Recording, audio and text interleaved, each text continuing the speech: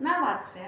Novatsiya tushunchasi ingliz tilidan olingan bo'lib, yangilik kiritish degan ma'noni bildiradi. Ya'ni inglizchada in qo'shimchasi bu ichiga, novation yangilik degan ma'noni bildiradi. Ya'ni yangilikni ichiga kiritish degan ma'no. Bunda tizimning ichki tuzilishini o'zgartirish deb ataladi.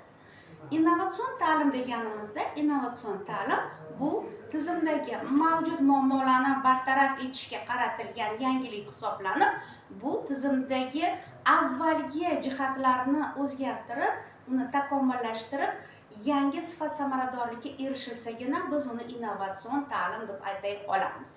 Innovatsiya tushunchasi bilan birgalikda novatsiya tushunchasi ham mavjud. Novatsiya bu yangilanish degan ma'noni bildiradi.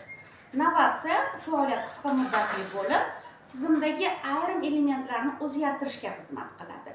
Innovatsiya esa ma'lum bir konseptual tizimga ega bo'lib, keng miqyosda hisobga olingan holda tizimni butkul takomillashtirishga yoki uni tubdan o'zgartirishga xizmat qiladi. Shu bois innovatsiya va novatsiya tushunchalarining orasida ma'lum bir farq mavjud.